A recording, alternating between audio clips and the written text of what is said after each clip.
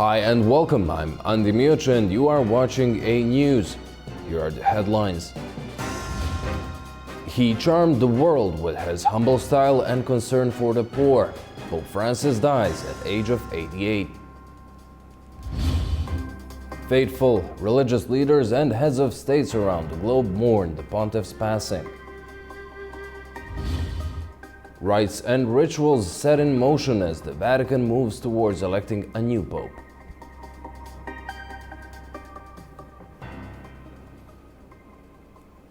Thank you for tuning in. Pope Francis, the leader of the Roman Catholic Church, has passed away at the age of 88.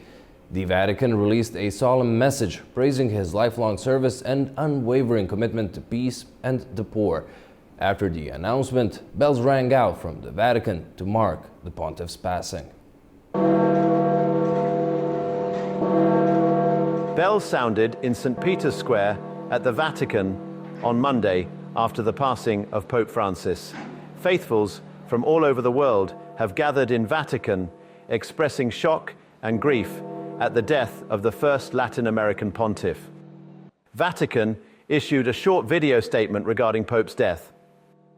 Cardinal Kevin Farrell, the Vatican Camerlengo, read a short message announcing the passing of the 88-year-old pontiff.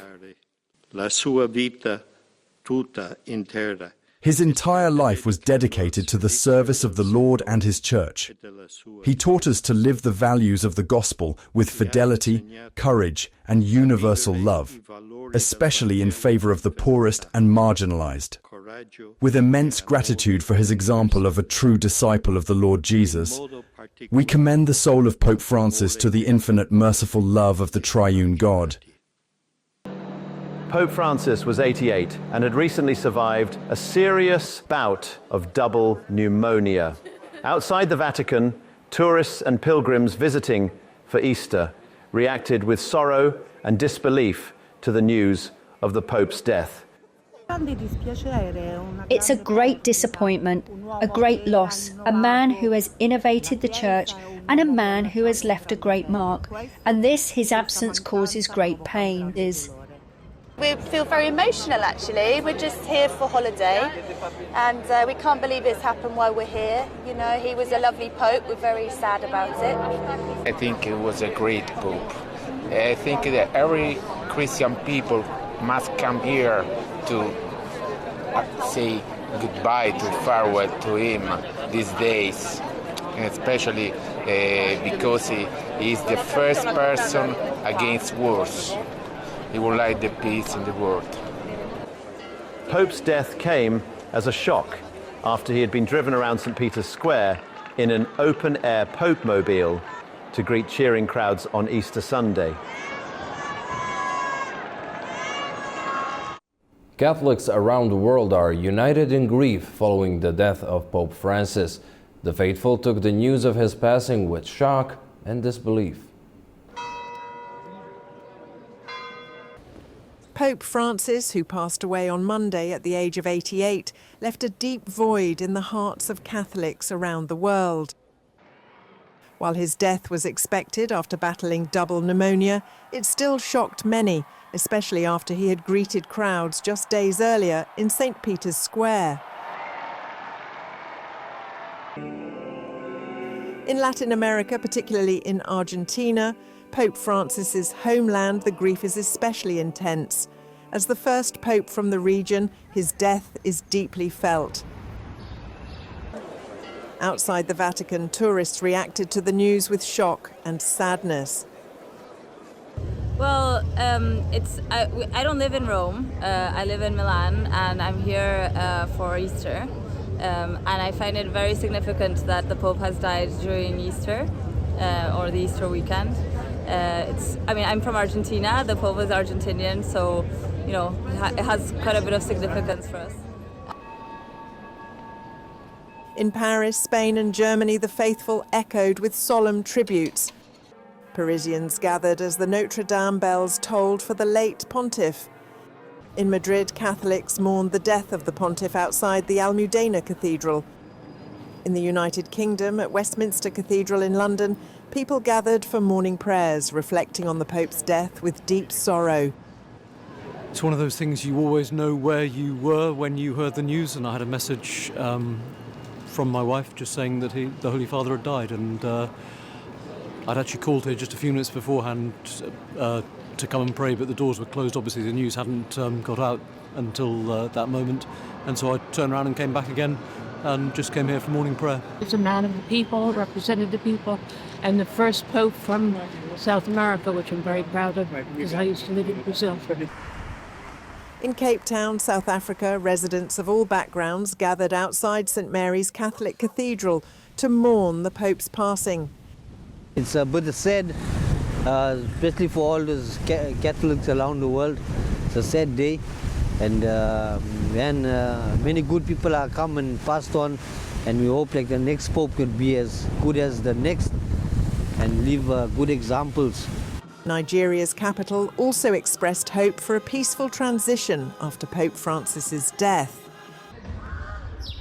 Meanwhile, in the Democratic Republic of Congo, the faithful gathered in Bukavu at Notre Dame de la Paix Cathedral.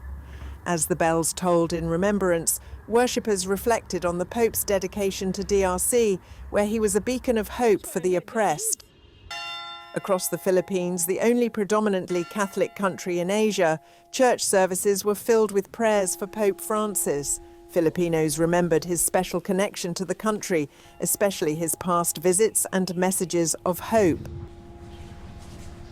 In South Korea's capital, Seoul, the faithful expressed their gratitude to him.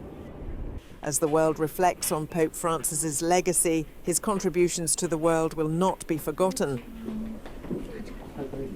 The Vatican is preparing for a historic transition as the Church begins the necessary rites and rituals and moves towards electing a new Pope following the death of the Pontiff. The Pope's funeral will be held a few days after his passing in St. Peter's Square, led by the Dean of the College of Cardinals. The ceremony will follow traditional Catholic rites, but reflect the late Pope's wishes for a simpler farewell.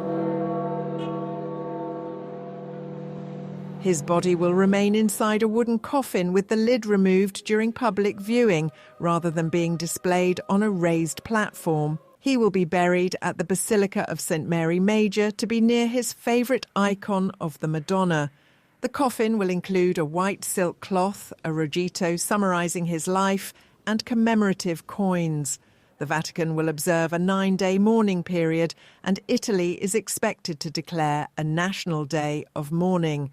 Following the funeral, preparations will begin for the conclave to elect a new pope. Out of the current 252 Catholic cardinals, 138 are under the age of 80 and eligible to vote. The College of Cardinals will convene in the Sistine Chapel, where voting will continue in secrecy until one candidate secures a 2/3 majority. Up to 4 voting rounds can be held per day, and the outcome will be signalled by smoke. Black for no decision, white for a successful election. Once a new pope is elected, he will choose a papal name and be presented to the public from the balcony of St. Peter's Basilica. He will then deliver his first blessing as the head of the Catholic Church. With the passing of Pope Francis, attention turns to his possible successor. The conclave to elect a new pope is expected to begin in the Vatican's Sistine Chapel within 15 to 20 days of his death. Several cardinals are being mentioned as potential successors, including Italy's Pietro Parolin, Ghana's Peter Turkson, the Philippines' Luis Tagle, Hungary's Peter Erdo, France's Jean-Marc Avellán, and Malta's Mario Grech. Cardinals confined to the Vatican for the conclave decide the exact day of the election, or all cardinals under 80 can vote, requiring a 2/3 majority plus 1 to elect the new pope, which can typically take multiple rounds over several days. Joining us from Lisbon to talk on what's next for the Holy See is religious affairs expert Felipe Avilés. Welcome, thank you for joining us. Do you expect anything significant to happen during this period that the seat is vacant? How much power does the interim leadership have? Thank you very much for having me. of course, we don't expect any major decisions in terms of Vatican policy over the next few days. The Camerlengo, that's the cardinal who is responsible for governing the Holy See in the absence and the death of a pope, does not have power to make any major decisions. In fact, we've already seen an example of that. There was going to be a canonization, very important canonization, now in the context of the Jubilee of Mercy, which the Church is living through this year, of Blessed Carlo Acutis, who is a young Italian saint who is going to be named a saint over the coming days, and that has been suspended because there is no pope, and therefore that cannot go ahead. So that's an interesting way of seeing that the major decisions cannot be taken, and some will even be suspended. For example, there were no papal trips planned for the next few days, obviously also because of the Pope's health. If there had been, then any of those plans would have been suspended, or any visits to the Vatican as well. What we will be seeing is cardinals from all over the world beginning to travel to Rome to be present for the Pope's funeral, and also, very importantly, to take part in what is called general congregations. These are meetings in which all cardinals can participate, not only the cardinals who have a right to vote in the conclave. And these meetings are used to govern the daily affairs of the Church, so to help the Camerlengo and his team to govern the daily affairs of the Church, but also are a very important moment for the cardinals to get to know each other. And this is especially important at this time because these cardinals who were chosen for the past few years are from very distant countries. They don't know Rome. They don't know each other very well. And so this is the opportunity, these meetings where they are all given the opportunity to speak and to express their priorities and their main concerns.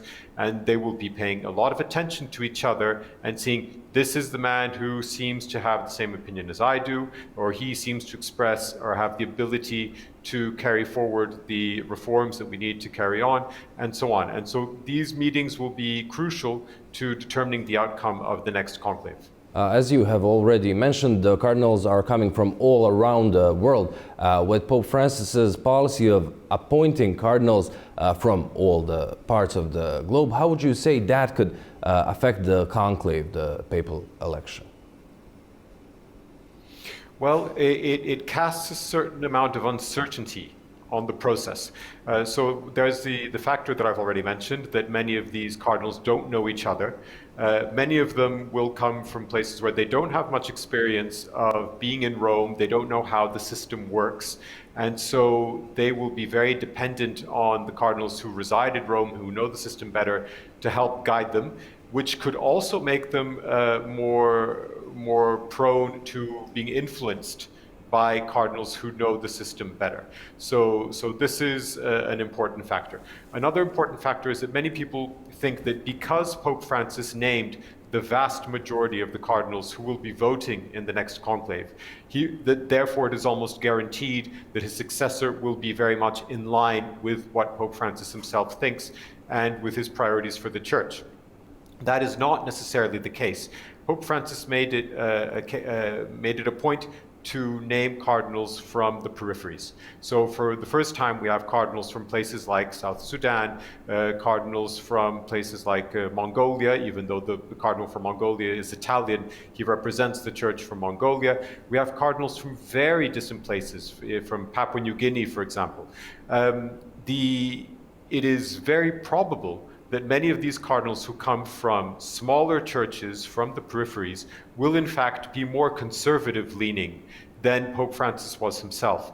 So on one hand, yes, Pope Francis did most likely choose the cardinal who will be his successor, but that does not guarantee that his successor will be in line, 100% in line with him. It also means that it is very unlikely, though, that a pope will be elected who will try and deconstruct Pope Francis's legacy. I'm not saying that that's what's going to happen, but we could very well see a change in course of the Church, perhaps a drift to a more conservative papacy after one which was considered more liberal and progressive. Well, thank you very much for joining us and sharing your insight. Just a day before his passing, in what has now become his final Easter message, Pope Francis issued a wide-ranging call for peace. urging an end to hostilities from Ukraine to the South Caucasus and beyond. Flags are lowered at half-mast across the Vatican as the world mourns the death of Pope Francis, the 266th pontiff of the Roman Catholic Church. The 88-year-old's final Easter address, delivered just one day before, now takes on profound historical significance, a last call for peace in a fractured world. In his Easter speech, Pope Francis called for an end to the war in Ukraine, pleading for a just and lasting peace.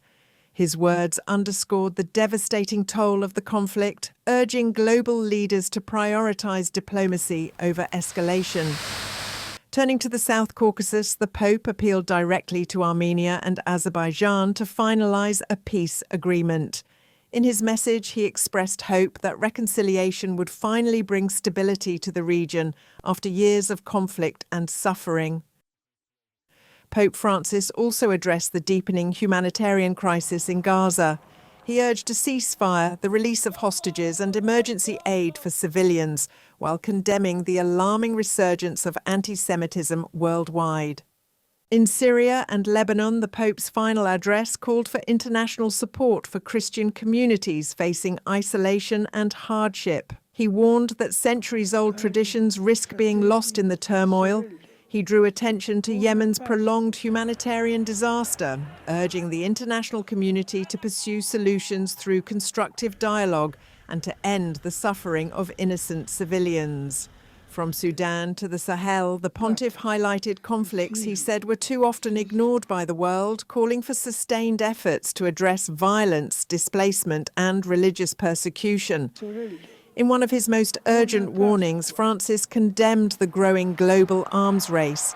He stressed that true peace can only be achieved through disarmament, solidarity and the defence of basic freedoms, not through fear and militarization. He also called for assistance to Myanmar's earthquake survivors and welcomed signs of a ceasefire, urging long-term peace building for a people battered by both war and natural disaster. In closing his final public message, the head of the Catholic Church warned against the logic of fear and isolationism, urging leaders to fight hunger and injustice with what he called weapons of peace, development, compassion, and human dignity. Pope Francis was known for his humility and advocating for social justice, environmental protection, and the rights of migrants. Born Jorge Mario Bergoglio in Buenos Aires, Francis became the first Jesuit and the first Latin American pontiff in 2013. Pope Francis, the 266th leader of the Roman Catholic Church, has died at the age of 88.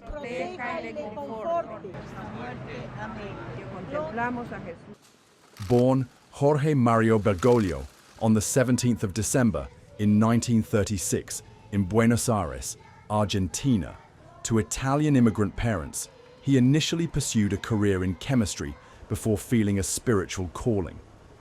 Joining the Society of Jesus in 1958, he was ordained a priest in 1969 and later became Archbishop of Buenos Aires in 1998, gaining recognition for his humility and commitment to social justice.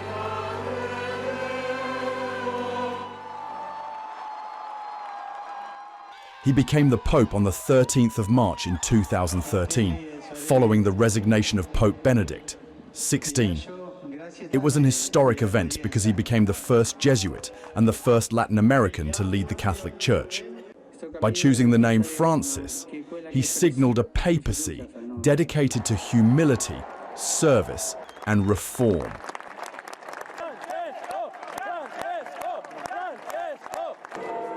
Throughout his tenure, the pontiff was a vocal advocate for environmental protection, economic justice, and the rights of migrants and refugees.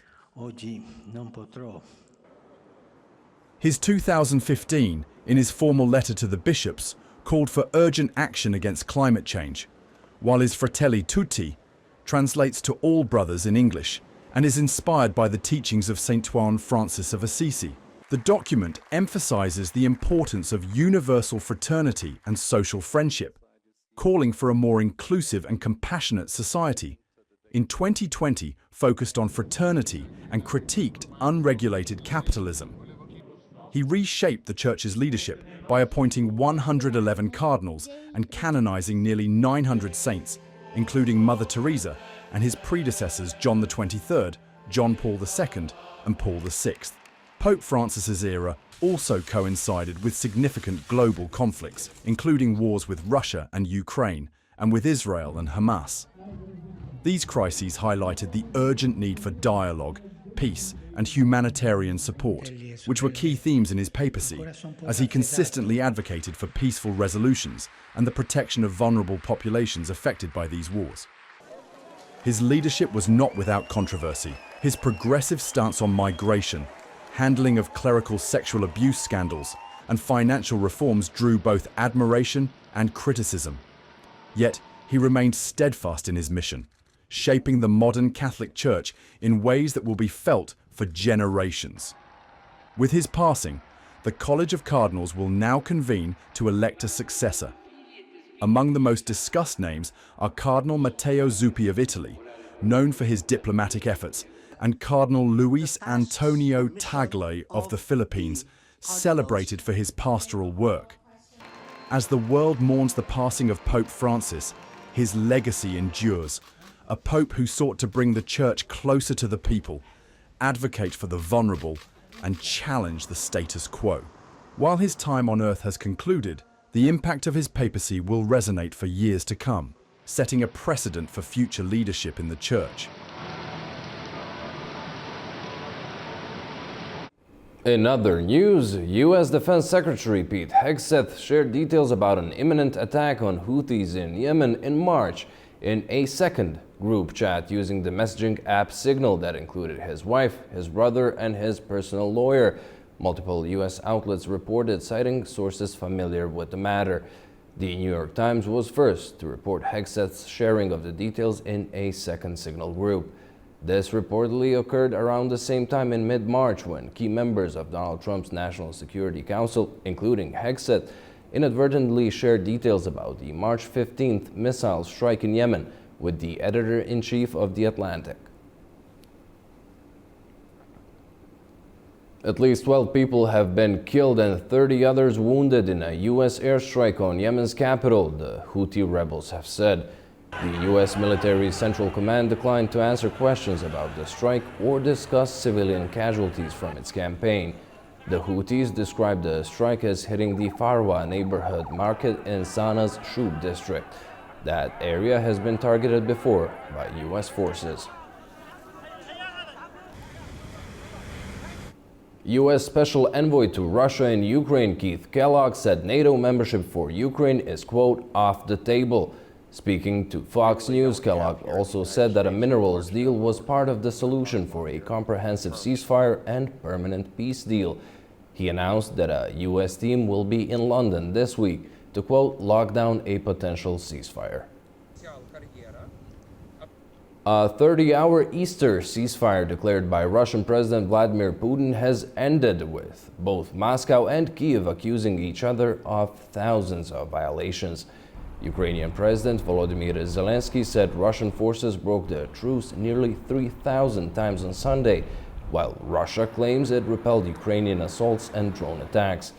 The Kremlin said there were no plans to extend the ceasefire. Meanwhile, U.S. President Donald Trump said he hopes for a peace deal this week without offering details.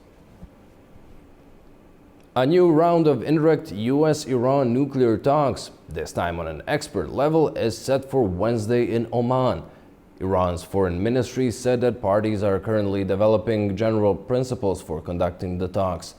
Following Wednesday's discussions, the next talks of delegations headed by the Iranian Foreign Minister Abbas Araghchi and U.S. Special Envoy Steve Witkoff are set for Saturday.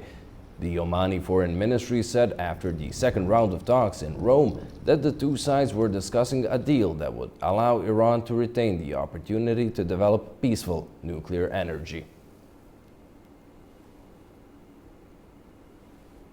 In a bid to fast-track a trade agreement and ease tensions over tariffs, U.S. Vice President J.D. Vance is in India this week, where he's set to talk with the country's Prime Minister, Narendra Modi.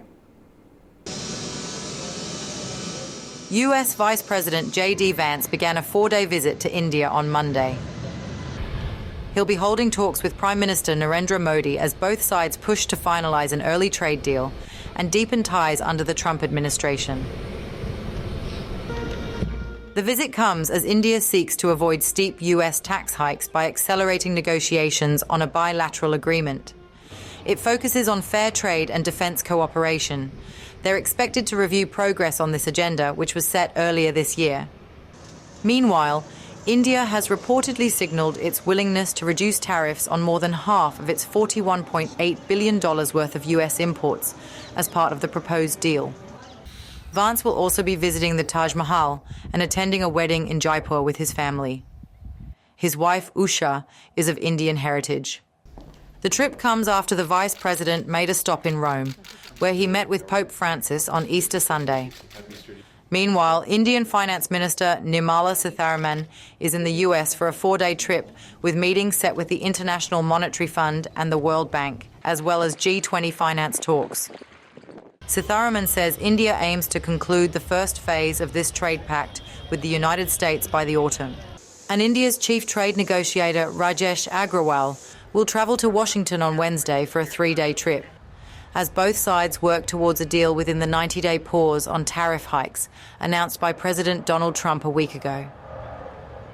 China has warned it will take resolute countermeasures against other countries negotiating with the U.S. if they make a deal at China's expense during the trade war. Comments from Beijing come after reports that the U.S. plans to pressure governments to restrict trade with China in exchange for exemptions to U.S. tariffs. China is accusing Washington of abusing tariffs and warns countries against striking a broader economic deal with the United States at its expense. The comments ratchets up its rhetoric in a spiraling trade war between the world's two biggest economies. The move comes as US President Donald Trump moves ahead with sweeping new tariffs, sparing most countries except China. Beijing now faces duties of up to 145%. While other nations enjoy a 90-day pause. China has threatened resolute countermeasures against any trade partners that harm its economic interests, including raising levies on American goods to 125%.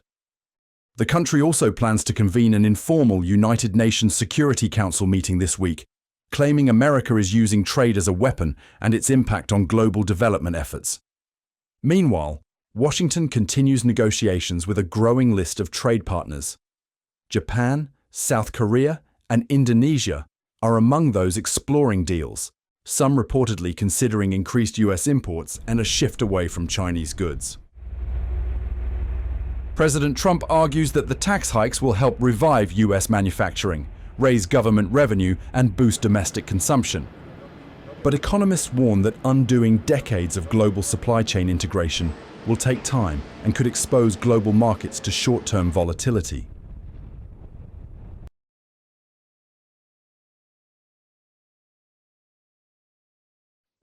For a talk on the latest in the US-China trade war, we're joined by international business consultant Jorge Costa Oliveira, coming to us from Portugal.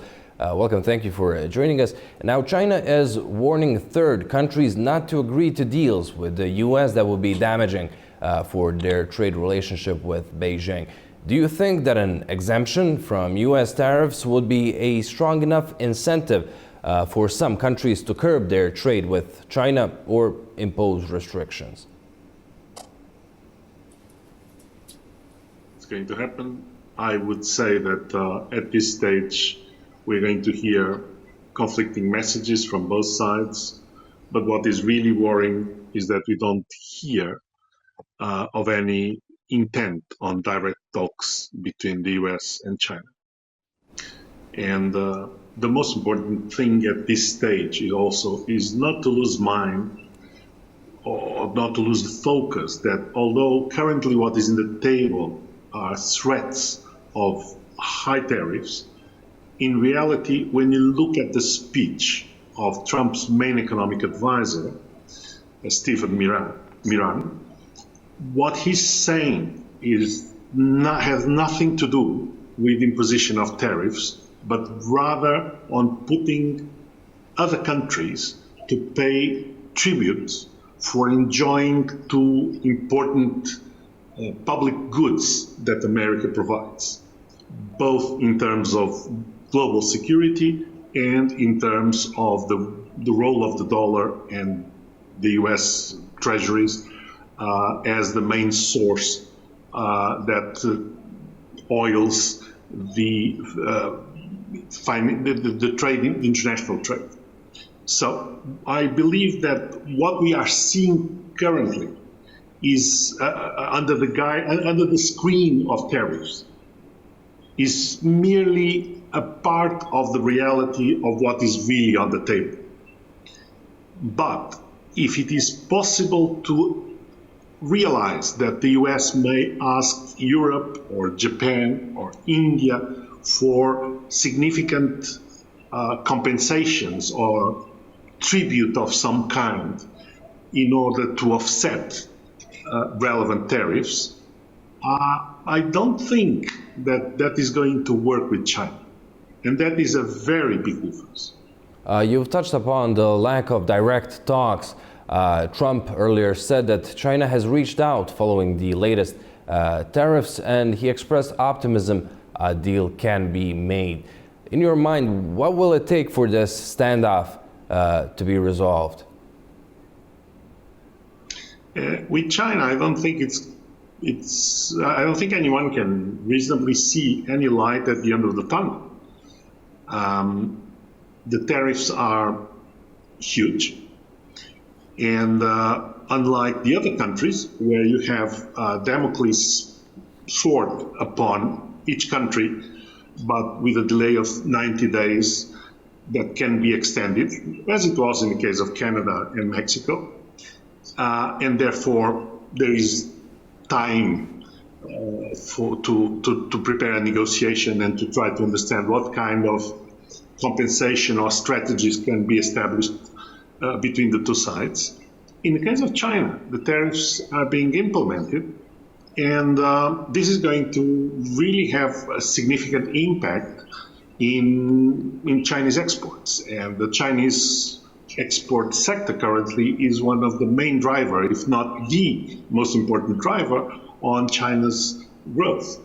But on the other hand, anyone that knows about Chinese culture knows that it is completely unacceptable for the Chinese leadership to lose face by bowing to a negotiation that starts under this kind of threat. So I don't think we're going, apart from Trump's word, you will not see anyone really saying that any talks have started, and I don't think we will see that happening. George, thank you so much for joining us and sharing your thoughts. Thank you.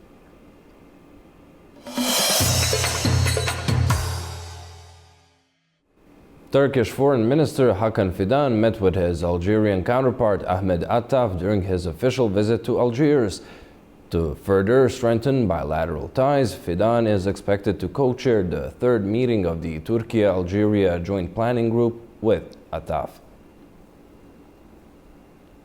Armenia's Prime Minister Nikol Pashinyan has criticized the country's past and present constitutions, saying they do not reflect the will of the people. Pashinyan proposed that the new constitution should not reference the Declaration of Independence and announced plans for a referendum in 2027. Some in his team suggest holding it alongside the 2026 parliamentary elections. Pashinyan considers the changes an internal matter, but says they could have serious regional and international consequences.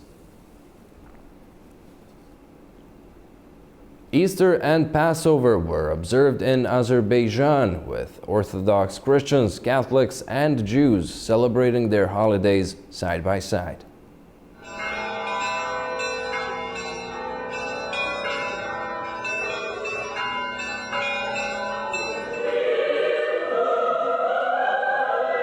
From children with wonder in their eyes to elders passing down sacred traditions, lighting candles, and young people embracing faith in a modern world. In Azerbaijan, a country where cultures and religions intertwine, Easter becomes more than a celebration. It's a shared moment of reflection, renewal, and unity. For Orthodox Christians, Easter is the most important religious holiday. The Holy Myrrh-Bearer Women Cathedral is a church in Baku and the headquarters of Baku Eparchy. In churches across Baku and other cities, believers gather for midnight services, lighting candles to symbolize the resurrection of Christ and sharing the traditional greeting,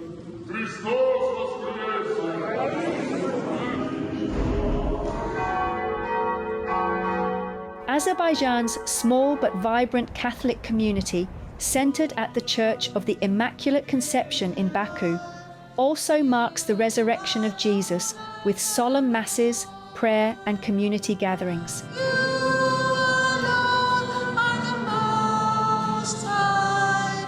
The Church welcomes all, citizens, diplomats, and visitors alike.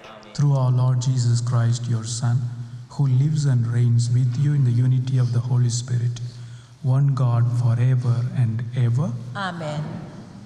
The Jewish community celebrates the last day of Passover around the same time, commemorating their exodus from Egypt and their journey to freedom.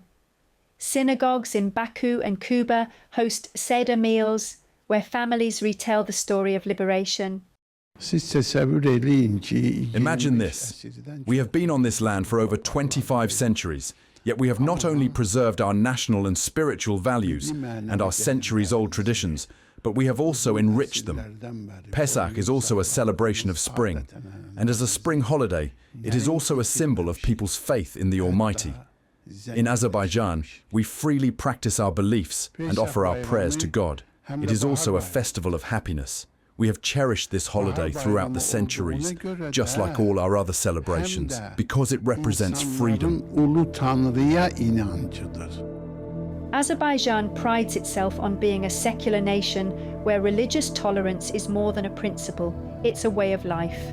The government supports all religious communities, and interfaith harmony is deeply rooted in the country's culture. Whether it's the chime of church bells, the lighting of candles, or the reading of ancient texts, Azerbaijan's diverse faiths share one common thread: the freedom to believe and the spirit of peaceful coexistence. Well, that's all we have for you for now. Thank you for watching and stay tuned to A News.